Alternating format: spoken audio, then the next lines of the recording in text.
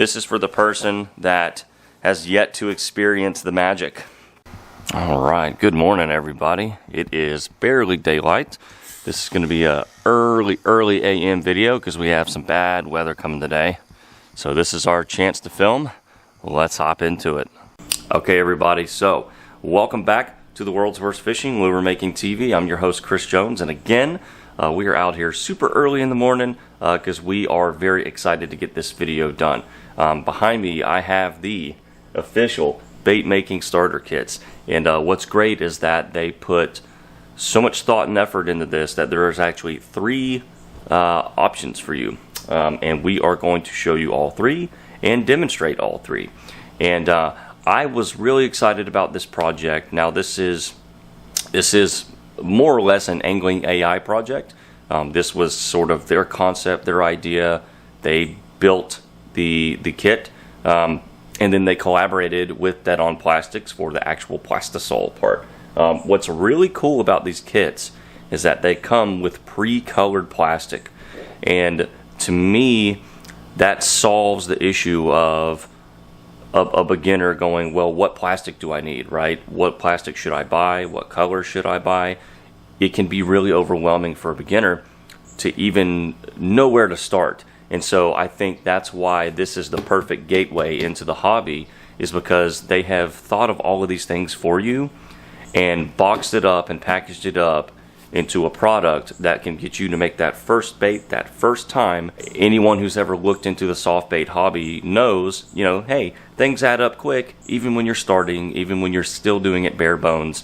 This lowers that barrier to entry, and I think that's one of the best things about how much thought's been put into this. It truly is a kit that somebody with no experience and no prior tools, colors, plastic, and materials can just get this kit and become a bait maker in like 20 minutes.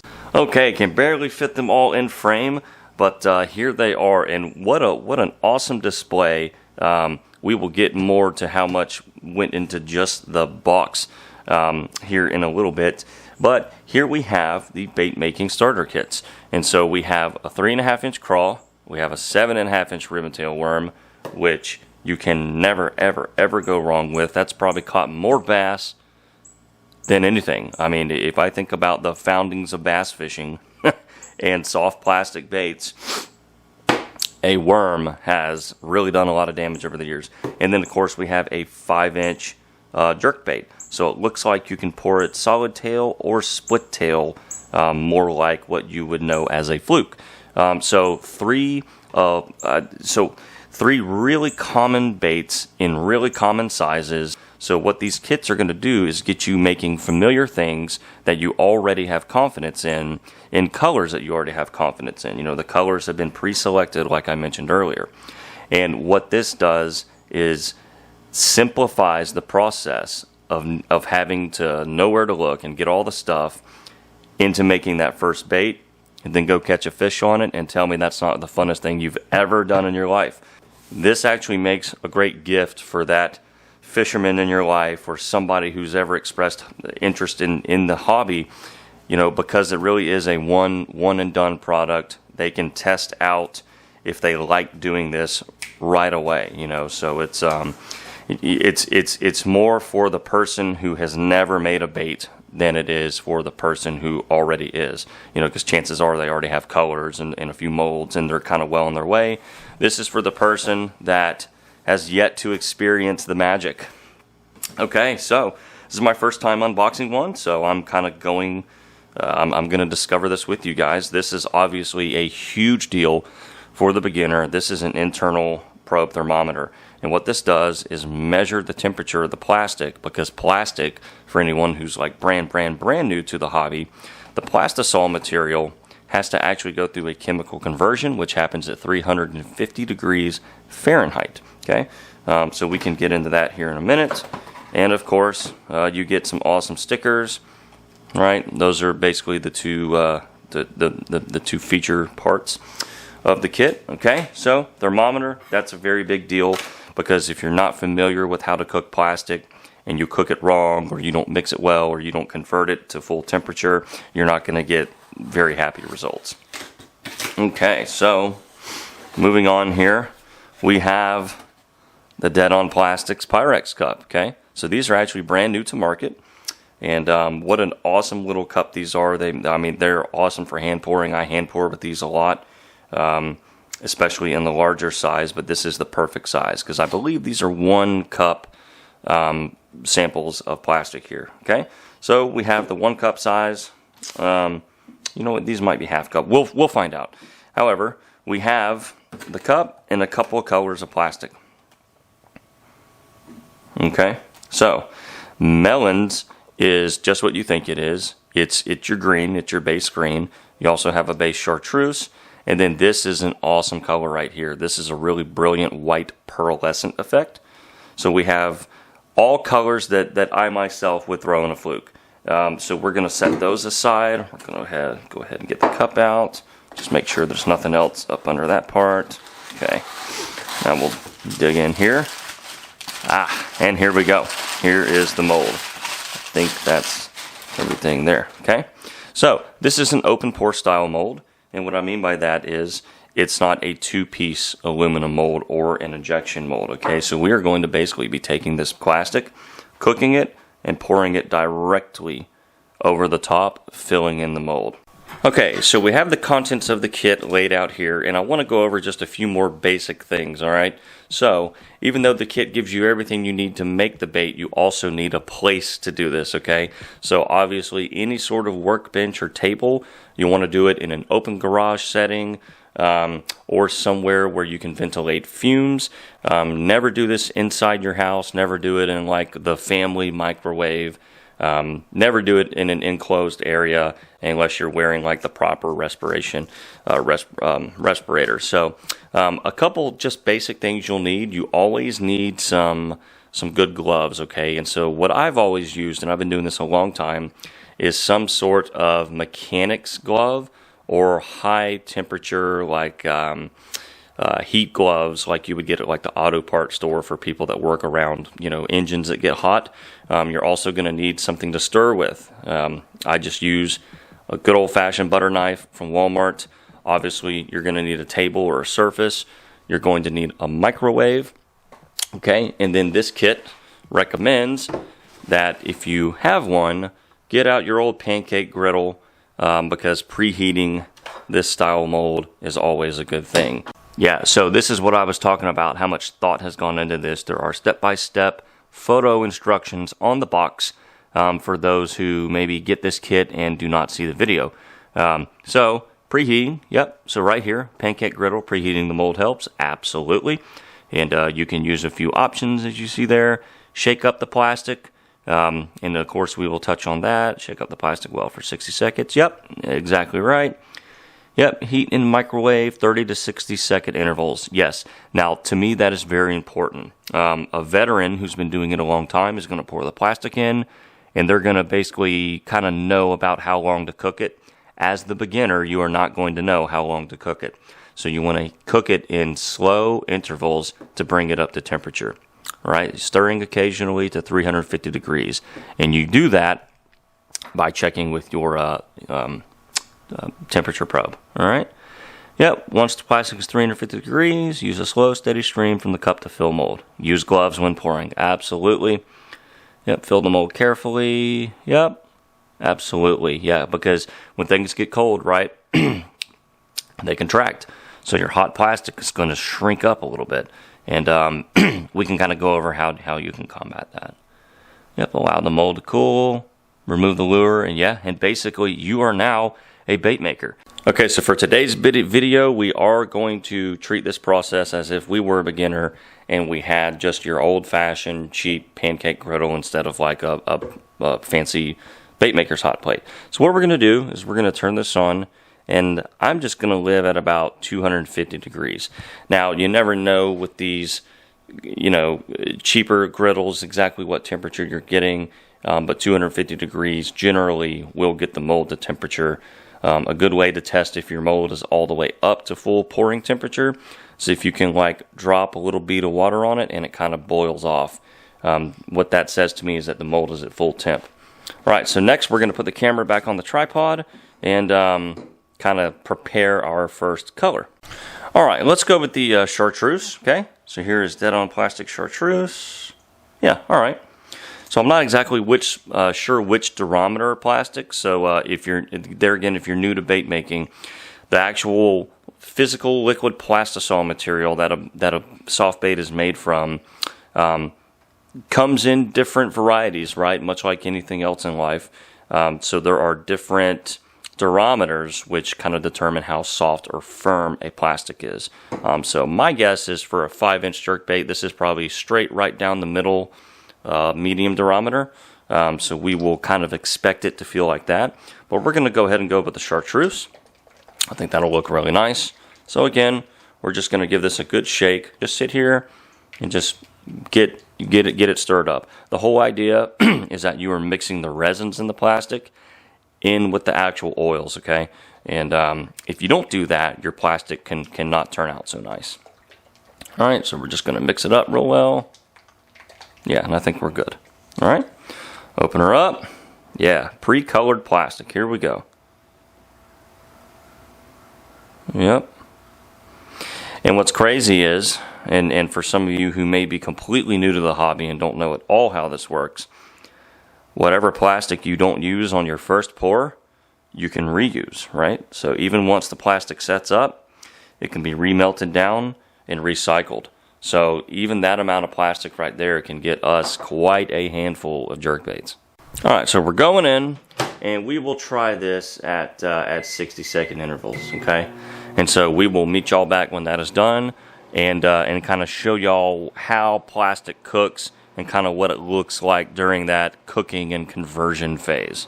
Okay, so that is the first 60 seconds, and obviously now our material is hot. We are gloved up.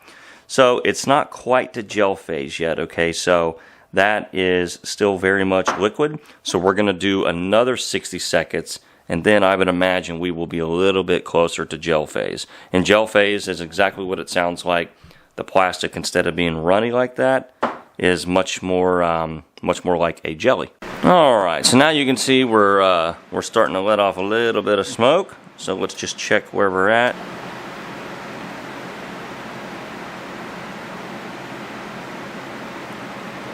Yeah.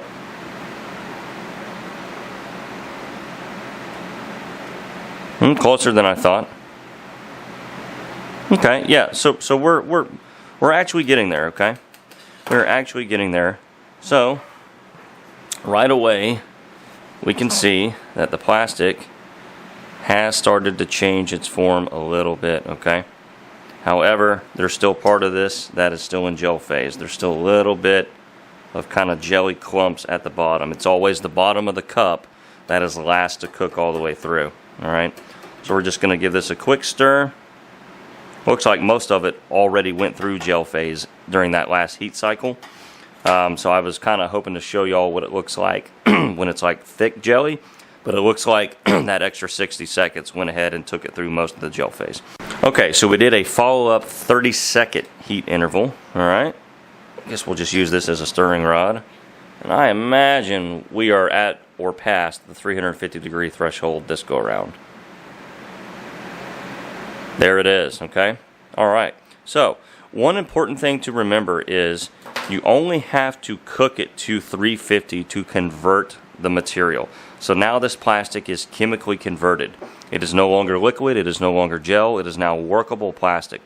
So because it was 360 or whatever it was degrees, it's past 350, we know that it's ready to use. However, we don't have to use it this hot.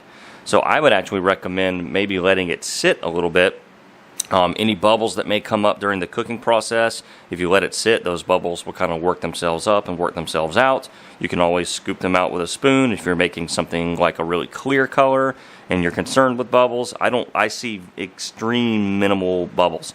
So what we're going to do is we're going to actually let this sit a little bit because you can pour this plastic at much lower temperatures, which to me gives you more control. Okay, so here we go. This could be you. First pour, get that first bait made, all right? So, you can actually rest the cup on the surface, even when it's hot, to just sort of give you a little bit more control. But here we go. Here's essentially how you do this. It's nothing more than pouring plastic out of a cup, right? Super easy. And something like this that has a little bit more tricky tail section, I want to bring that bead up a little bit and pour in this whole section. Oops, see, yeah, I overflowed it a little bit. And that could be just the tilt of the griddle. Maybe the griddle's not completely flat, or that's just me not doing a good job. Okay? But essentially that is what a full cavity looks like. Now here's something that I wanted to touch on, right? Look at how much plastic we have left. I mean, that barely made a dent. So as you can see, we have enough plastic just in this kit, right? Between the two other colors, the rest of the chartreuse, yeah, you're going to have jerk baits for days. And that's just sort of a testament to how well or how much you can get out of these good materials. So every little bit of this plastic can be reused, right? I can even take this little chunk off the spoon, put it back in the cup, and then on the next heat cycle, right, reheating this, that will eventually melt in and become reusable plastic again. So really none of your plastic has to go to waste. So that's just something that you can kind of take comfort in. Oh, okay, I've got more plastic than I thought I did, and you're actually going to yield more baits than you might think you are after just doing this 1 or 2 times. You've got a lot of plastic left, and any little leftovers can be remelted. Okay, so we sort of cleaned up some of that overspill that we had just right back there in the tail. However, this bait is ready, okay? So we're just going to kind of run our finger along the tip, along the head, till we kind of get a good grip on it. All right, now let's pull it out. And just like that, we now have a bait. And you can see it's still a little bit soft. So what we're going to do is we're actually going to give this a little bit more time to set up. Okay, so we're just going to lay it back out straight and flat, and then I think we'll move on to the craw mold. Okay, and then we'll come back once that jerk bait has set up, because one thing that plastic has to do is now it has to cure. Okay, and it will set up. And what I mean by that, to anyone who's never done it, is it's always going to come out a little soft and gooey. It will actually chemically then set up and it will firm up. So we can come back in 20-30 minutes and that bait will be firmer. Okay, so moving on, here is the 3.5-inch craw, and this is an absolutely awesome bait. I believe I've had the injection mold version of this. Okay, and 2 of the colors that came with the craw kit were black and blue. Okay, we are going to show you how you can sort of, even with this basic beginner's kit, go to the next level. And we're going to show you how you can hand pour a laminate, which is a 2-color black and blue craw, using just these materials right here and a cup. And just for video purposes, just so that we're showing every kit and what everything comes with, these are the 3 colors. Green pumpkin, who hasn't heard of that? Black and blue is what was chosen for the 3.5-inch craw kit. Same things apply, right? You get the Pyrex, you get the probe thermometer, the mold, and the plastic colors. Okay, so there's our black and blue right there. So both sides have been already cooked to 350, and so we're just going to kind of let them sit for a second. You can see I just put the probe back in, so it's climbing back up. And then we have the craw ready and awaiting. Okay, so basically you just pour the mold in halves, right? So we're going to start with the black because we want the black to be on top, okay? So you got to think of this as the inverse, all right? So we're basically just going to start with a layer of black, and we're just going to let it fill up away, okay? Just slow and steady wins the race. Let it fill up into that head section. All right. Okay, maybe a little bit more. Now this is going to be really cool. We're going to let that kind of set up for a few minutes, and then essentially we're filling the rest of it in with blue, including the claws.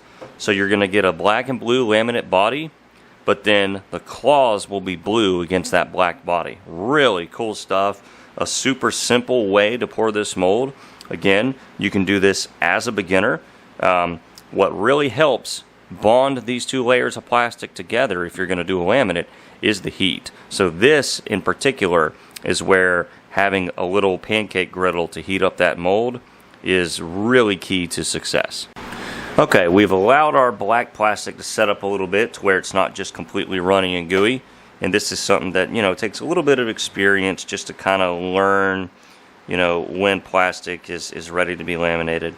But as you can see, we're just filling in essentially the bottom with the blue. Okay, and we're going to bring it out into the claws. Alright. Let those kind of fill themselves in there. When a mold is preheated, it will kind of fill itself in. Watch what that claw does. Watch the tip of that claw. It will essentially fill itself, which is a beautiful thing to watch. Look at that. Done. Perfect. Blew the bead. Okay. Now we're going to shut off the griddle and let it sit. Okay, here we go. We are ready for the craw. Alright, so I'm going to start at the head and just kind of gently work it out. That way we don't like tear anything. And look at this. Okay, we'll do it on this side. Look at that. There is your 2-color hand-poured bait maker starter kit laminate black and blue craw. And just like that, you've gone from beginner, right? Just pouring that solid color jerk bait to now you're turning heads. And you didn't need anything more than just basically just the craw kit, right? And of course you could laminate any of these molds that we're doing today, or pour just a little bit of color just in the tip of the claws and then, you know, fill the rest of it in. You know, the whole point is to get you started, is to give you all the tools that you need to start, and then you can kind of open up that creativity, and that's when this hobby really gets fun. Alright, so just to get kind of eyes back on the kit, let's unbox the final one, the 7.5-inch ribbon tail worm. Okay? Alright, so again, we have our temp probe, we have our stickers here. You can never have enough stickers. They're going to wind up all over your microwave, I promise. Alright, let's check out the plastic. Oh, pretty. Dark melon. Yeah, dark melon. That's a beautiful shade of watermelon. Okay. All right, so it looks like we have more black and blue. Okay, good. So we've seen that already, so we'll use something else, which means we will go with the dark melon. All right.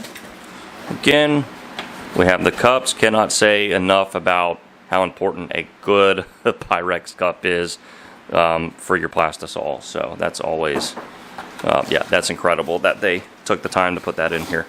All right, and here we go. Let's take a look at the mold. Yes.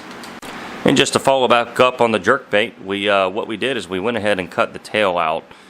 So the thin tail on that jerkbait is meant to where you can throw it as a solid tail or a forked tail. So you can just get a little razor blade and just dink dink, just punch the tail out. And so now this bait is pretty much, I would consider, ready to fish. You know, just rig your wide gap hook through it, pull the hook out the top here on the flat top, and now you have a fork tail jerk bait that you can throw. And then of course you can always throw it with the tail intact. It really does not affect the action. It's just a preference, but I did want to show you guys that you can have it both ways, right? Because now you're a custom lure maker and you can make the baits however you want. Alright, here we go. Let's do the 7.5-inch ribbon tail worm in the dark melon plastic provided. So here we go. Slow, steady. Always wins the race with hand pouring. And these open pour molds really give you a lot of creative freedom. Okay. So let's kind of move up into the tail section. Okay. Good to go there. Now we'll come back down and fill back in the body. Yeah. Slow, slow, slow. Try not to overspill the whole thing, which can happen quicker than you think it can happen. But no harm, no foul if you do. The bass do not care. Okay, so while the worm mold is cooling down, I wanted to come back to the jerkbait because I really wanted to show you guys Snow Shine, a beautiful, beautiful white pearl, and it's just absolutely one of my favorite colors. As you can see, it's a very, very shiny, see-through white pearl. And I'm glad that they included this with the jerkbait kit, because who has never thrown a shad-colored jerkbait at schooling fish, right? Whether it's you know, like a soft plastic version, like a Zoom Fluke, or a hard jerkbait. A pearl jerkbait is a must. Yeah, so we put together like this little display here for the thumbnail picture, and I think it perfectly sort of kind of encapsulates today's video. You know, this is the starter kit. You have the starter kit physical box in the back. You know, you have some of the pre-colored plastics. It shows the cup, the thermometer. You have some finished examples, and you have plastic still in a mold. So you kind of get to see everything that's involved with using this kit to become a bait maker for the very first time. So we have not actually looked at the worm yet. So we will go ahead and pull this out now. Yeah, look at that. Awesome. Yeah, and there is the Snow Shine in the jerkbait. Just look at that. Yep. Schooling bass beware. Yeah, and there again, there's just one more quick look at a few of the finished products from all three kits. So yeah, question of the day: which kit is your favorite? If you're a bait maker, or if you're somebody watching this channel who loves fishing and wanted to get one of these kits, or wanted to get one as a gift for someone who you know who's just eaten up with the fishing hobby, which one would you get? Would you get the worm, the jerkbait, or the craw kit? Let me know down in the comments below. That's much better with a little bit of light in here, right? We started like 3.5 hours ago. It was still pitch black dark. So yeah, we certainly had our fun today with the kits. I hope y'all did as well, just watching. You know, the actual kits themselves, awesome. Everything you need except for like the physical table and a microwave, and you know, like gloves and stirrers and all that kind of stuff. Everything is there for you. They've thought it through. You don't need anything else. You don't have to go, you know, buy up a bunch of colors and glitters and not really know what you need. You know, now obviously if you just really want some flakes, you can use hobby store glitter and you can use them with these kits. But in terms of, you know, really trying to figure it out for yourself the first time, and what do I order, and what's the difference in an injection mold and hand pour mold, and do I need an injector? There's a lot of questions as a beginner before you even get to make that first bait. And there's a lot of great information out there today, so it's a lot easier to start than it was, like, say, when I started 10 years ago. However, this simplifies it even more, and you can completely surprise somebody who maybe doesn't already have some prior knowledge about the hobby, and they can be successful right away. And that's what I like most about these kits, is the philosophy behind it, breaking down that barrier to entry at a very attractive price point. I mean, you are getting an Angling AI CNC machined aluminum mold that's basically going to last you forever. As long as you want to have it, it's going to be there for you. You're getting dead-on plastics colored with dead-on plastic colors. You're getting a really great Pyrex cup. That cannot be overstated, is the importance of just having the right materials. And you're getting all of that with this kit. So yeah, I certainly had a great time. I'll put links in the description down below to the kits. You know, definitely check out these two great companies. I mean, Dead On Plastics and AI Molds pretty much never stop trying to think ahead to better the hobby of soft plastic bait making. And their philosophies and products really speak for themselves. You know, this is more AI's project. So I would, you know, want my credit due to Josh and the team for coming up with the philosophy, but also to Dead On Plastics for being able to pair up and be a part of something like this. So I won't ramble too long. If you've ever watched my videos before, I talk a lot. I get really excited about bait making, and I can pretty much talk for hours. So anyways, let me know down below which kit was your favorite, and like, subscribe, hit the notification bell. We'll see you in the next video.